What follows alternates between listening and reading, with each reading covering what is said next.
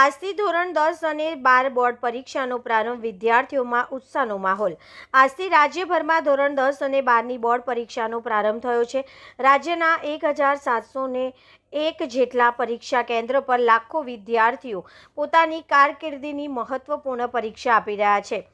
વડોદરા શહેરમાં પણ સવારથી જ પરીક્ષાર્થીઓમાં ઉત્સાહ અને આત્મવિશ્વાસ અને મક્કમતા જોવા મળી રહી છે। વહેલી સવારે વિદ્યાર્થીઓ પરીક્ષા કેન્દ્ર પર પહોંચતા માતા પિતા દ્વારા પણ શુભેચ્છા સાથે તેમને પરીક્ષામાં સફળતા માટે પ્રોત્સાહિત કરવામાં આવ્યા હતા। વિદ્યાર્થીઓને કોઈ મુશ્કેલી ન પડે તે માટે વડોદરા શહેર પોલીસ દ્વારા વિશેષ બંદોબસ્ત ગોઠવવામાં આવ્યો છે। પોલીસ માત્ર ટ્રાફિક નિયંત્રણ જ નહીં પરંતુ વિદ્યાર્થીઓને સમયસર અને સુરક્ષિત રીતે પરીક્ષા કેન્દ્ર સુધી પહોંચાડવામાં પણ સહાયરૂપ બની રહી છે।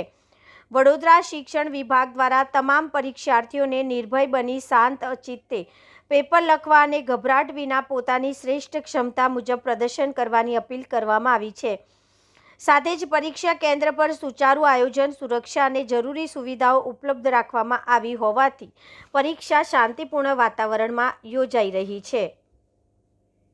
ગુરુકુળ વિદ્યાલય હરણીવાળા શેરિંગ રોડ ખાતે આજે ધોરણ 10 માર્ચ 2026ની પરીક્ષા નિમિત્તે છેલ્લા 20 વર્ષની પરંપરા મુજબ 900 છોકરાઓનું સ્વાગત કરવામાં આવ્યું। છોકરાઓને બીજી સ્કૂલમાં પરીક્ષા નંબર આવ્યો છે અને હાવ દૂર કરવાનો ખૂબ જ સુંદર પ્રયાસ કરવામાં આવ્યો છે અને આ પ્રયાસ રૂપે ભાજપના અગ્રગણ્ય નેતાઓ અને શાળા સંચાલક, સ્થળ સંચાલક 45 શિક્ષકોએ ક્લેપિંગથી બાળકોનું સ્વાગત કર્યું। ગુલાબ, ચોકલેટ્સ અને લેઝિમ ડમ્બેલ્સ, ડ્રમ્સ પર એનસીસીની પરેડ દ્વારા વાલીઓને પણ બાજુમાં મુક્ત કરી દીધા અને પોતાના બાળકનો નંબર એક સારી સ્કૂલમાં આવ્યો છે એવો અનુભવ વાલીઓને કરાયો।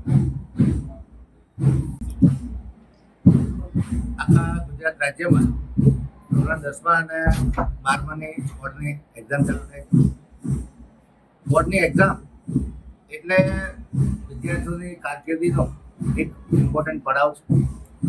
ખાસ કરીને આજે ગુરુકુળ વિદ્યાલયમાં ધોરણ 10ના વિદ્યાર્થીઓની પરીક્ષા શરૂ થવા જઈ રહી છે।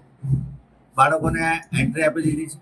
બાળકોમાં ઉત્સાહનો સંચાર થાય, આત્મવિશ્વાસનો સંચાર થાય એ માટે ભારતીય જનતા પાર્ટી તરફથી ચેરમેન તરીકે હું પોતે એરિયાના તમામ કાઉન્સિલરો, શિક્ષણ સમિતિના ઉપાધ્યક્ષ એવા શ્રીમતી અંજનાબેન ઠક્કર, કાઉન્સિલર શ્રી હીરાભાઈ કાંજવાણી, અમીષાબેન ઠક્કર, તમામ લોકો અહીંયા ઉપસ્થિત રહ્યા છે। બાળકોને ફૂલ આપી તિલક કરી અને ચોકલેટ દ્વારા સ્વાગત કરવામાં આવ્યું છે। ખાસ કરીને આપના માધ્યમથી ધોરણ 10 અને 12ના તમામ વિદ્યાર્થીઓને ખૂબ ખૂબ શુભેચ્છાઓ આપું છું। તમામ ટીચરોએ જે આખું વર્ષ મહેનત કરી છે, તમામ વાલીઓએ જે પોતાના બાળકોને સાથ સહકાર આપ્યો છે, પોતાનું યોગદાન આપ્યું છે, આ તમામ વાલીઓ, ટીચરો અને સ્ટુડન્ટોને ખૂબ ખૂબ શુભેચ્છાઓ આપું છું। પરીક્ષા એ ફક્ત પેપર નથી કે ગુણો માટેની કોમ્પિટિશન નથી, પરંતુ આખું વર્ષ જે મહેનત કરી છે, જે એકાગ્રતાથી, લગનથી, ડેડિકેશનથી અને ડિસિપ્લિન, શિસ્તથી કન્સિસ્ટન્ટલી જે મહેનત કરી છે, આજે એમને પોતાની શક્તિનો પરિચય આપવાનો દિવસ છે। ખરી કસોટી તો આત્મવિશ્વાસ, ધીરજ, મહેનત અને સમર્પણની છે। પરંતુ પેપર લખવા જાઓ ત્યારે આત્મવિશ્વાસથી, એકાગ્રતાથી અને સમયનું અનુપાલન કરી અને ખૂબ કોન્ફિડન્સથી જે આવડતું હોય એ પ્રશ્નોના જવાબ લખવા જોઈએ। પરીક્ષા એક માઇલસ્ટોન છે, જીવનની સફળતાની પહેલી સીડી છે। બિલકુલ ગભરાયા વગર, નિર્ભય થઈ અને કોઈ પણ જાતના તણાવ અને પોતાની પર હાવી નહીં થવાની એકાગ્રતાથી સમયનું પાલન કરી અને 1 by 1 પ્રશ્નોના જવાબ આપવાથી 100% સફળતા મળતી હોય છે। માનો નિષ્ફળતા બી મળે તો નાસીપાસ થવાની જરૂર નથી, કારણ કે નિષ્ફળતા એ બી સફળતાનો જ એક ભાગ છે। આથી તમામ વાલી મિત્રો, વિદ્યાર્થી મિત્રો અને હું ખૂબ શુભેચ્છાઓ આપું છું કે અમને આખા વર્ષભરની મહેનત અને જે ડેડિકેશનથી, લગનથી, એકાગ્રતાથી જે એમણે મહેનત કરી છે એ મળે અને આગળના જીવનમાં ઉત્તરોત્તર પ્રગતિ થાય એવી શુભેચ્છાઓ।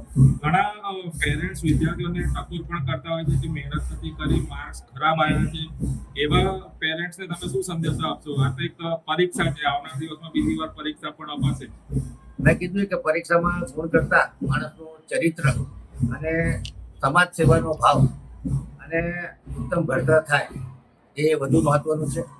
પરીક્ષાથી નાસી પાસ થવાની જરૂર છે. પેરેન્ટ્સ નાસી પાસ થવાની બિલકુલ જરૂર નથી. પેરેન્ટ્સે પોતાના બાળકને જેવું છે એવું એક્સેપ્ટ કરવું, અલાઇન કરવું અને એપ્રિશિએટ કરવું કે એટલું સારું કરે છે એટલું બાળકને એપ્રિશિએટ કરવાની જરૂર છે. દરેક બાળકમાં કંઈક ને કંઈક ખૂબી હોય છે. આ એકેડેમિક્સની પરીક્ષા એ એક ભાગ છે. જીવનમાં સફળ થવા માટે ઘણા બધા પેરામીટર્સ પર ખરા કરવું પડતું હોય છે. એમાં વ્યક્તિગત સંબંધો, સંવાદ, એકાગ્રતા, સારું ઘડતર, સારું ચરિત્ર, ઈમાનદારી, આ તમામ ગુણો આપણે વિકસાવવા પડતા હોય છે. અને જે ટીચરો આખો વર્ષ મહેનત કરી અને જે જવાબદાર બાળકો બનાવી અને આવનારી પેઢીનું ઘડતર કરતા હોય છે એ તમામ ટીચરોને પણ ખૂબ શુભેચ્છા આપું છું અને એમને પણ બેસ્ટ ઓફ લક કહું છું કે આપણા તમામ સ્ટુડન્ટો સારામાં સારું પરફોર્મ કરે. જે વાજો દિવસ રાત જાગી અને પોતાના બાળકો માટે જે પણ મહેનત કરી છે એમની પણ મહેનત પડે એવી ઈશ્વર ચરણોમાં, માતા સરસ્વતીના ચરણોમાં પ્રાર્થના કરું.